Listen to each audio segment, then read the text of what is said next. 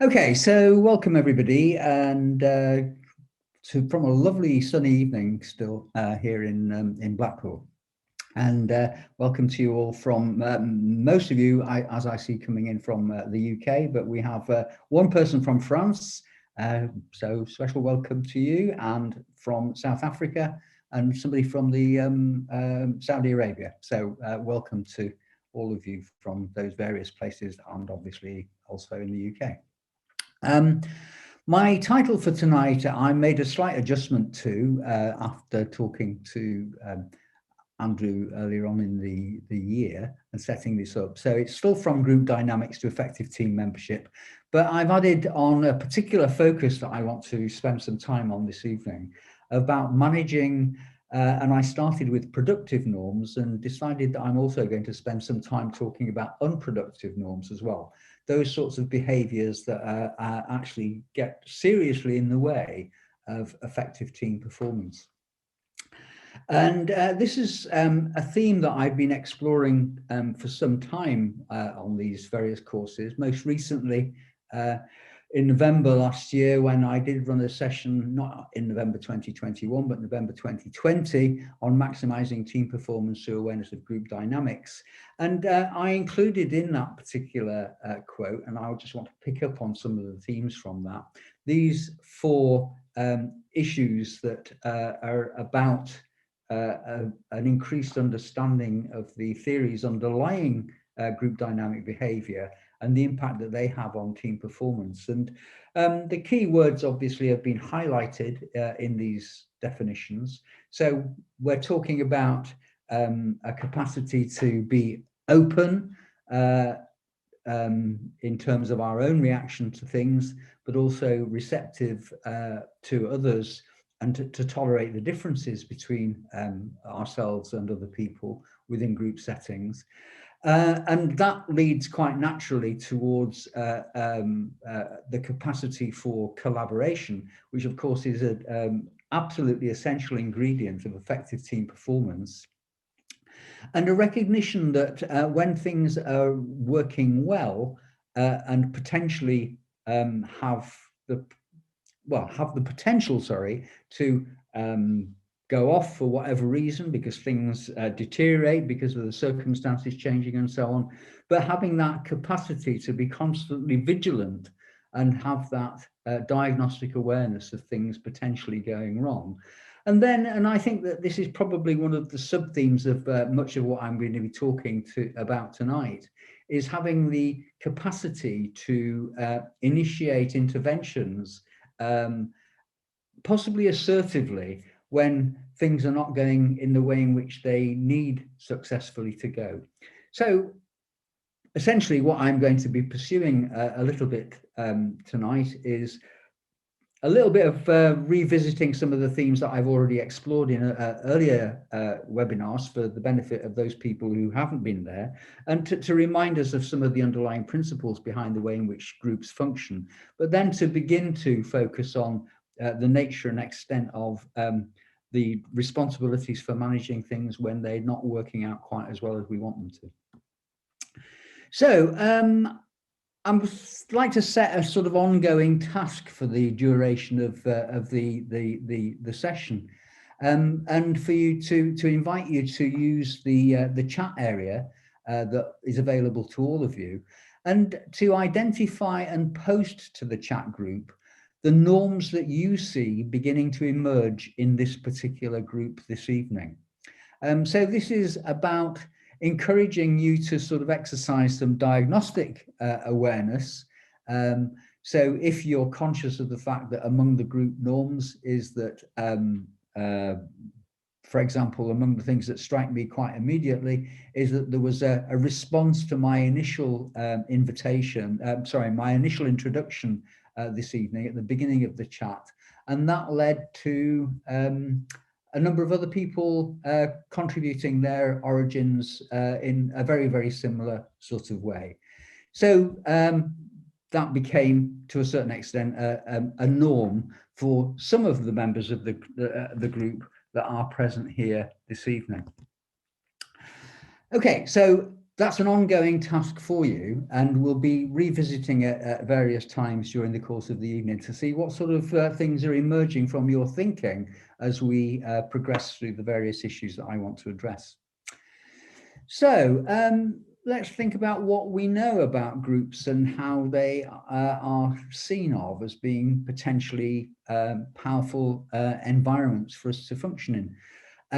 Among the founders of the study of group dynamics from two different perspectives were Kurt Lewin, who was working in the 1940s and 1950s in the United States.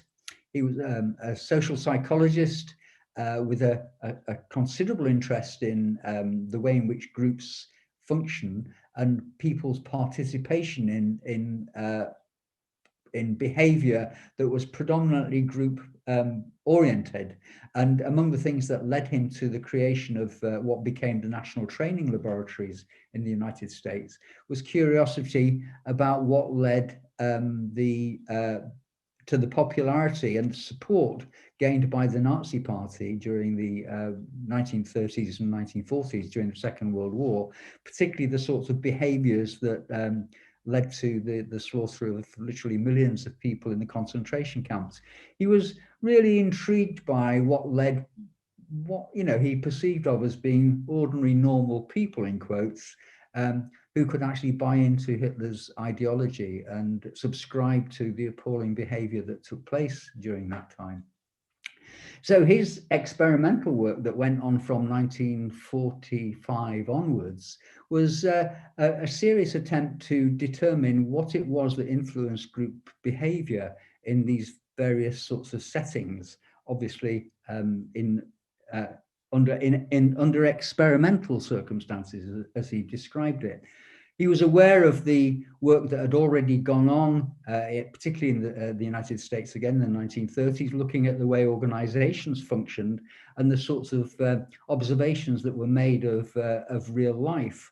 But he was aware of the limitations, something that became known as the Hawthorne effect, that if you actually observe an organization in function, it changes almost by definition. So if you hear people talking about the Hawthorne effect, it means that, this is the risk that you take when you observe a process, in that it actually changes possibly towards the direction that you're interested in exploring. We'll come back to that perhaps in another talk. The other person that I want to refer to is Wilfred Bion, who again did his developmental work in the 1940s, working with military personnel who were resistant to army discipline. And he was conscious of the fact that groups had a variety of ways of functioning, but essentially people's motivations were towards creating a good group spirit. So here we have two people, one from a sociologically orientated perspective and one from a more psychiatric orientation, recognizing the fact that human beings get an enormous amount of value from working in groups, but nevertheless recognizing the challenge of the complexity that emerges from group behavior. And that's represented in this sort of squiggly diagram here.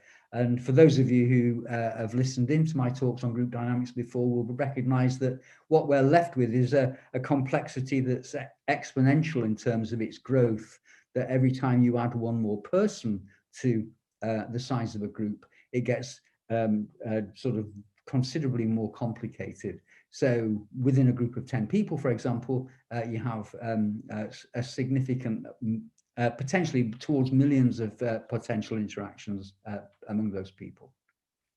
Okay, just to remind you, if you can, to come up with observations about the way in which this group is functioning at the moment, if we exist as a group at all, of course, because that is an observation that you may well want to make.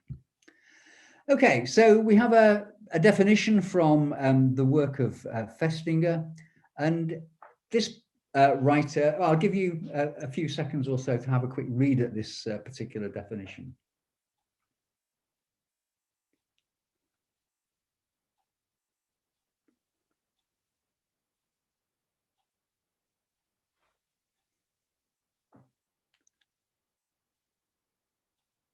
And it may well be that you recognize some of the elements in this particular definition here about the way in which groups are powerful determinants to a certain extent about the way in which we behave, that there are expectations that possibly we make huge assumptions about what is considered to be acceptable, and we make minor adjustments to our behavior to make sure that we're not behaving in a non-conformist way. So these sorts of things are there to create the environment where people can function adequately to enable them to carry out the tasks that they've been allocated the responsibility for.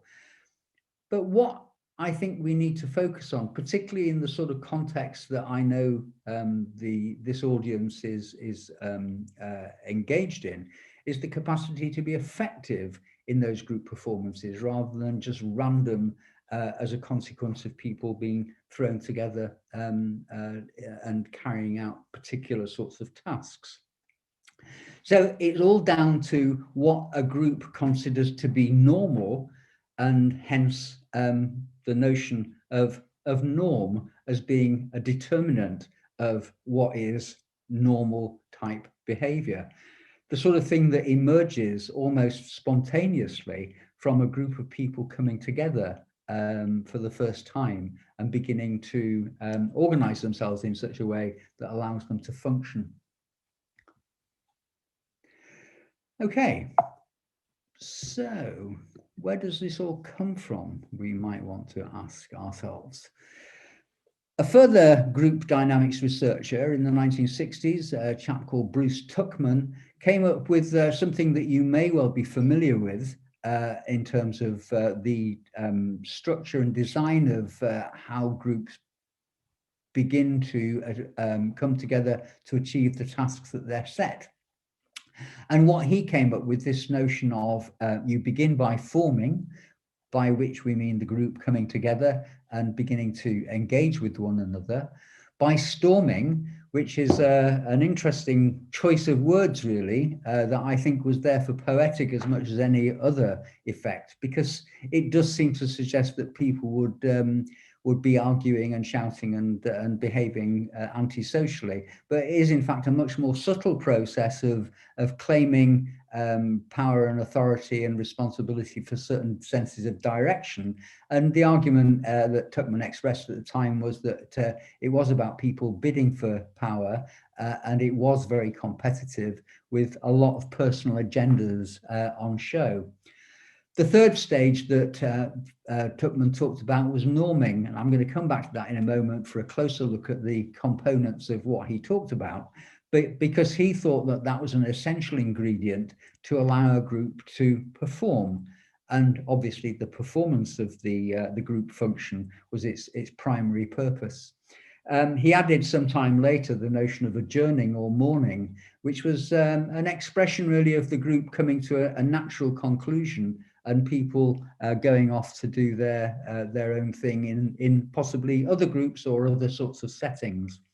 I think the notion of mourning is an interesting one, and one that often is reflected in the sorts of things that you find online in settings like Facebook and other places like that, where people are very, very enthusiastic about making contact with their old school friends or university colleagues or that type of behavior. And that's about what Tuckman talked about as being unfinished business in group behavior, where people didn't get to the satisfactory adjourning stage, but they are in fact mourning the loss of the group that they had to leave for whatever reason. Closer look at norming. And norming is that process by which a group comes together and begins to establish what their shared concerns and interests are, and how, as a group, they're possibly going to move forward. And I'd just like you to have a think for a moment about the sorts of groups that you're members of, and you're members of many, many groups, and those groups will have different sorts of norms. But I'd like you to think about the process of establishing how those behaviors will manifest themselves and achieve that sort of cooperative spirit and the focus on the group's needs rather than in individual needs, where people to a certain extent might suppress their personal preferences for certain sorts of activity. The capacity that people have to be quite self-disclosing in terms of possibly the way in which they represent their true opinions about various sorts of things, and possibly the origins of those opinions by virtue of their personal histories and other earlier experiences. But at the same time, recognizing that other ideas are equally legitimate and may well contribute in different sorts of ways. And the notion of leadership emerges from the idea of norming. And that's an important additional ingredient, particularly in the sorts of settings that that I know you guys are involved in, because there is an assumption that there is going to be somebody taking a leadership responsibility that may not necessarily be reflected by their organizational status, but by virtue of the fact that they're in a particular position to take that leadership responsibility at that time. Okay, so another little bit of reading that I'm going to let you engage in for a brief while. And while you're doing that, if I can encourage you to read both of these little definitions here before we make progress. I'm going to give you a minute or so, but also to give you the opportunity to think about the norms of this group as they are currently manifesting themselves. So I'm going to give you a minute starting now to do both of those things.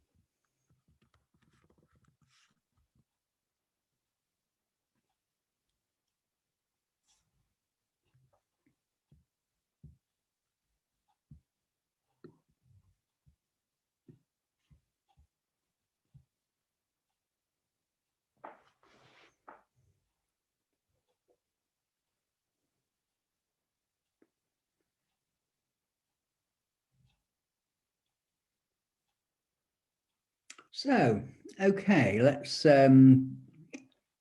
see what the focus of these two definitions are. With the Johnson & Johnson one, which I've just got to disassociate from the pharmaceutical company, this is two authors who've written about groups extensively over quite a number of years. They're talking about beliefs that are related to appropriate behavior, attitudes, and perceptions. And it draws this interesting definition between sort of distinguishing between these and implicit or explicit rules that regulate the behavior of other group members. Now, I include this because I think it's a useful exploration of the general issues, but I distance myself somewhat from the explicit nature of norms. My general sense is that norms are implicit rule systems that govern behavior, and this is part of, in some respects, part of the challenge that is that we associate with norms, because it is possible to acknowledge the fact that people don't necessarily interpret the norms in quite the same way, leading to people behaving in ways that some members of the group might consider inappropriate, for example. And this is, I suspect, part of the complexity. So the longer definition there, I think, probably adds a little bit more to it. I'm leaving it there. I wanted to include it in the webinar because I know that people can go back and explore it at greater length at the end of the session. Okay. So if we're thinking then about productive norms, I think it's probably fair to say that we've all got a fairly good idea what we consider to be productive norms. And I would invite you to reflect on those as we look at the next screen, because this is a way in which we can think about the specifics. So what this particular document here makes some effort to describe is 3 levels of individual performance, group performance, and cross-boundary performance. It then relates to the 6 dimensions that you see here in the middle column, and that leads to essentially 9 key ingredients of norm behavior that allow for effective group performance. So the notion of interpersonal understanding, recognizing the fact that people have got a shared perception of the purpose and the function of the group, and the implications for people stepping out of those behaviors, which lead us quite naturally onto the notion of confronting members who break norms, and we'll be exploring that in more detail later. And then in terms of individual response to people caring for one another, the group's capacity to evaluate its performance generally, for creating resources for dealing with emotion, the sort of thing that has increasingly emerged in healthcare, where groups who've taken responsibility, for example, for the management of major trauma, recognize the importance of hot debrief or cold debrief after the event. Allowing people as a group to create an affirmative environment that encourages everybody to be effective contributors. And there is a recognition that among the key characteristics is the notion of proactive problem solving. And in terms of the capacity of a group to function beyond its immediate boundaries, a recognition of its place within an organization and the importance of building external relationships with other organizations that have got similar aspirations in mind. The focus that I wanted to spend a little bit of time on tonight really was this one here of confronting members who break norms. And among the things that's happened to me over the last few years or so is, on the one hand, a fairly long-term fascination with the way in which groups function and how our understanding of how groups function can create what I think at least the basis of a better environment for people to work together, but also an absolute and total fascination with what went on in America over the last 4 years, with a president who consistently went out of his way to break norms. It seemed almost to be his sense of personal responsibility that he was going to attack the values that had underlay the American political system over many years, and he would justify that on a variety of grounds. But it was the response of organizations that I thought was fascinating. The capacity for the mass media to report on events, to almost throw up their hands with horror at some of the things that he did, to make fun of it, as nearly all of the late night programs on the various American TV channels did, to recognize that here was a classic norm breaker who actually seemed to make it his personal responsibility to behave in that sort of way. And effectively, his behavior was never fully confronted. And it was allowed to to potentially cause serious damage to the American political system, culminating in the episode on January the 6th, when a large crowd invaded their parliament building and caused the death of either directly or indirectly 5 or 6 people, I think it was. So here's a situation where the full implications perhaps were seen of as being of norm breaches of norms were not, in a sense, not fully appreciated. And had the norms been much more enthusiastically supported, and the breaches of the norms much more focused and critiqued in an appropriate way, it may well have been that the norm of breaking the norms was not established in the way in which it actually became to be over the 4 years of the presidency. So I think that probably represents a very powerful example of the sort of things that can go wrong when groups are incapable of manifesting criticism of norm breach. So I'm going to set you a little bit of an interesting poll here. You hear somebody speaking inappropriately to a patient or colleague. Do you ignore it, mention it as it happened, talk one-to-one about it away from the group, or another solution? And if Andrew, if you could pop that that norm up, that would be great. That's that poll.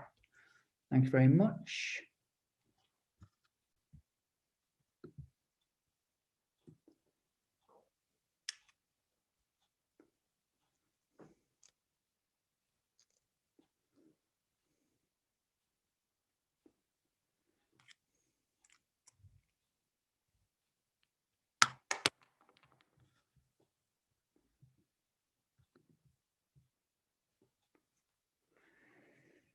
So, well, let's see what we've got. We have a no % ignoring it. We have 26% who would comment on it as it actually happened. We've got 68% of you who would say that you would talk about it away from the group, and 5% other. And I don't know whether there's a capacity for us to specify what the other is. Okay, so I've been taken to task for norm breaching here, of bringing politics into our discussion. But okay, we can talk about that. I think it's an interesting observation, and I'm more than happy to explore the issues associated with that observation. Okay, so what norms have emerged so far from our little opportunity to share on the screen?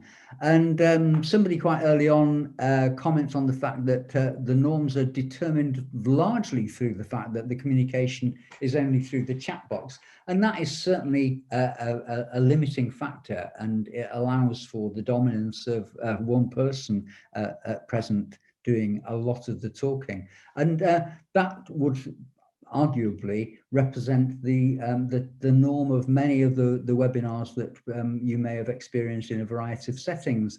We've deliberately created an environment here where you can't speak aloud, at least within the system, and that's largely to do with the management of numbers and so on. And it does represent, from my point of view, as an educator, a little bit of a challenge, because I'm, in somewhat uneasy about the unidirectional nature of the communication that we have. But that is absolutely right. That's the norm that we are actually engaging in. There's a norm assumed to be interested in group dynamics and team dynamics and the way in which you can improve them. So that recognition of the fact that the likelihood is that by virtue of the fact that you've chosen to attend this evening, that you are interested, and also interested in gaining access to CPD points by virtue of your engagement in this sort of thing. The notion from Kate to say that complying with requests from the perceived team leader, i.e. me, should be considered a norm, and that is generally thought to be the case. Although I might argue that in these circumstances, the norm is not to comply with those requests, because there's been, if we actually looked at the number of people registered for the program and the number of people who actually are participating in this online discussion, it may well be that there are barriers to that effective participation. So the norm is non-participation rather than the other. Okay, sharing the same goal and same expectations, etc. The politics of the group is underlined by belief system in the part of the participants, and that's an interesting observation.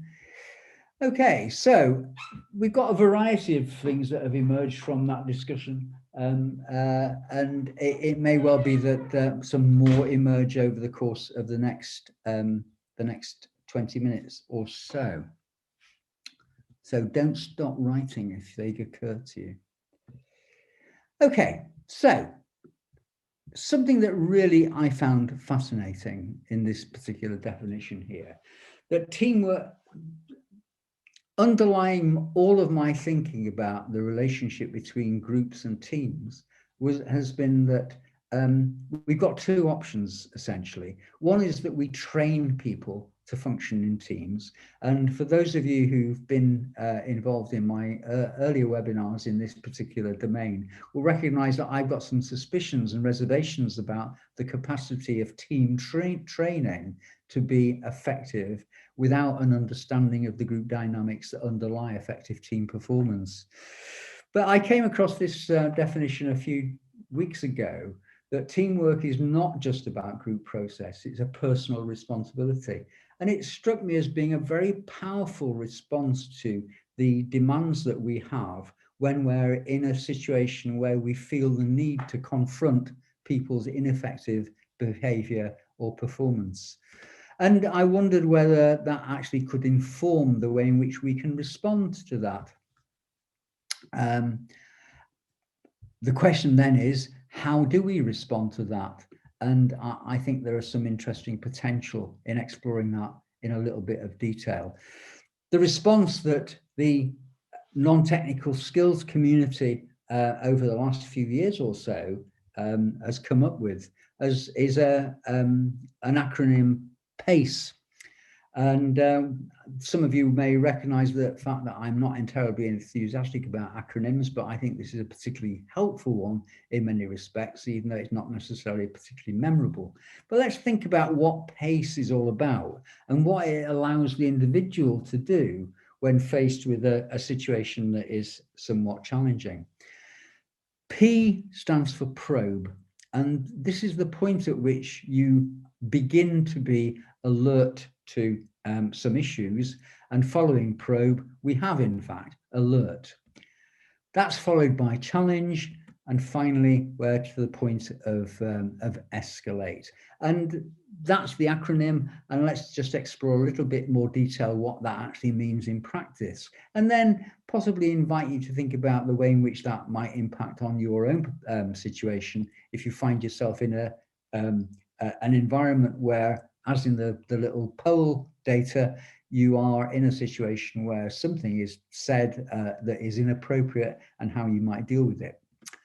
So the probe is about asking a question. Something like, are you sure that might be an appropriate question to ask. I'm going to give you a clinical example after I've worked through this particular slide, and hopefully that'll make a little bit more sense, but just bear with me while we look at the basic frameworks.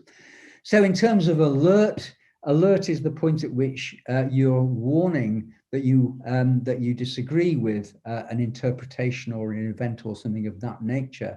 And that might manifest itself as, I don't think that, or I can't see evidence of, or whatever of that nature.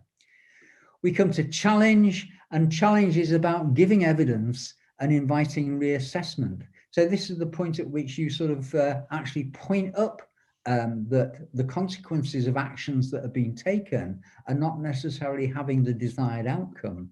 And that might represent itself as, I can't see, that's not what should be happening, or something of that nature.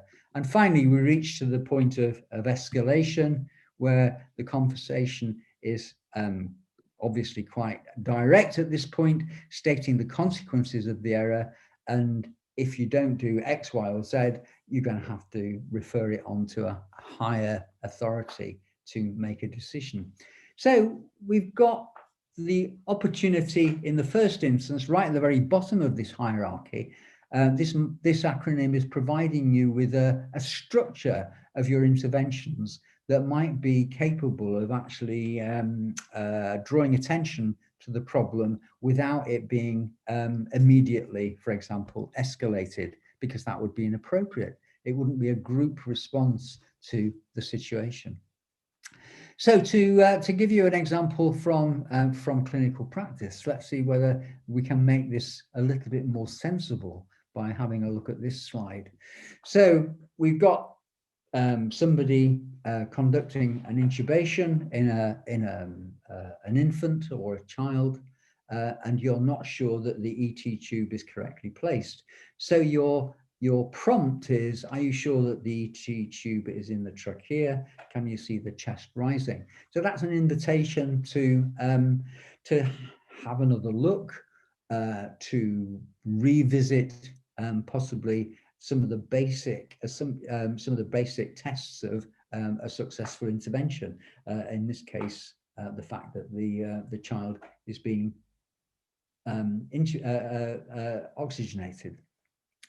The alert, to the extent that you're observing the fact that now the ET tube isn't in the trachea and you can't see the tube misting. And here we are into the area of evidence. You're providing people with information that their situation awareness may have been compromised to the effect that they're no longer recognizing the fact that there is a potential problem associated with the next level.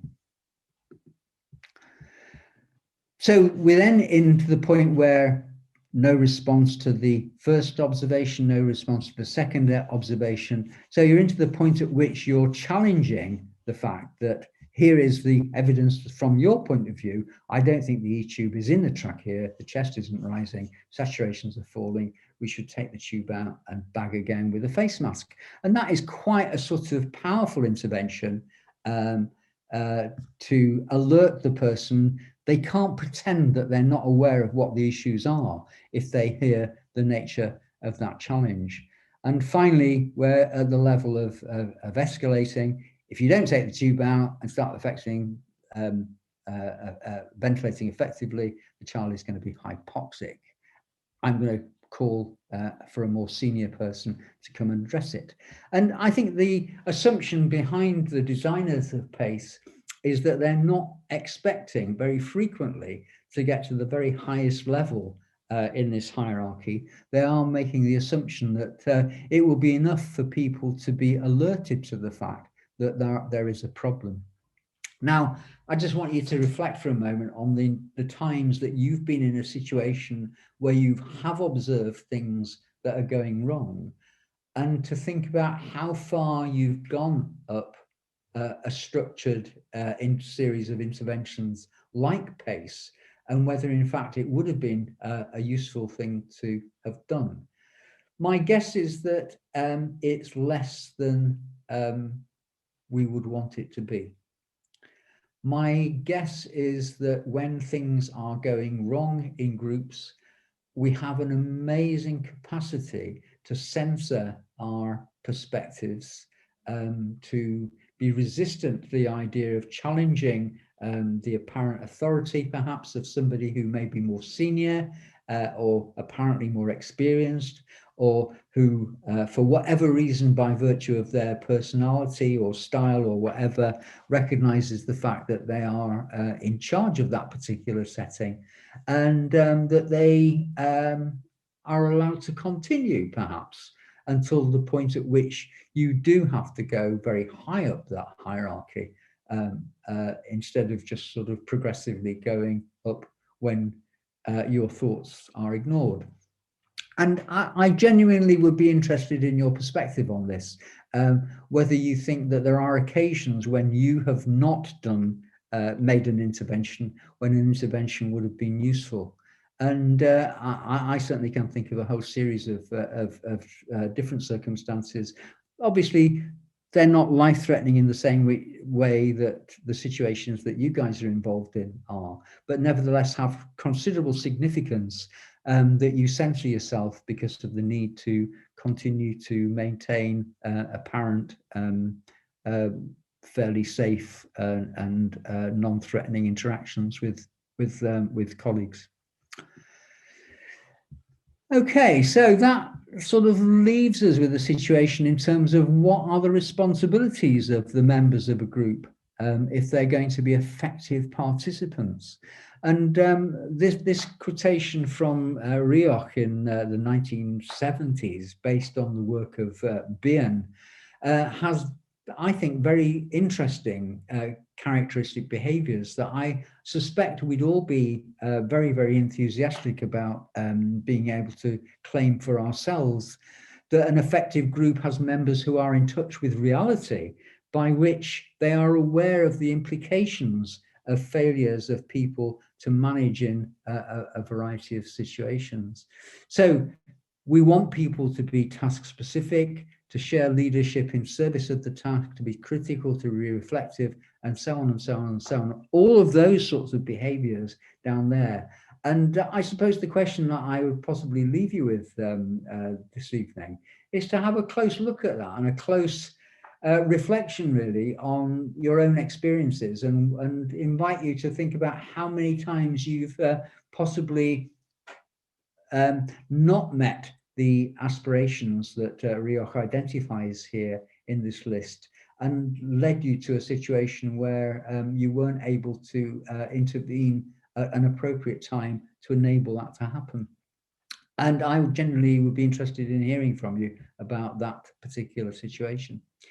And if you want to do that, I'd be grateful if you could contact me, either by dropping me an email if you want to have a personal word, or by sharing your thoughts and experiences and observations on Twitter with my Twitter handle that's shown there.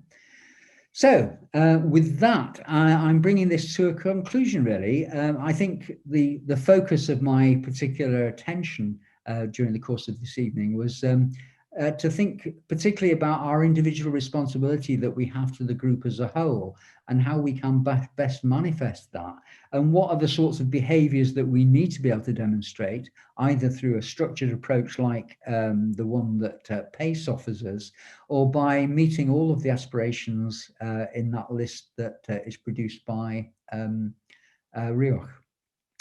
And obviously to take any questions at this point. So if I can hand back to you at this point, Andrew. Thanks very much indeed for your attention.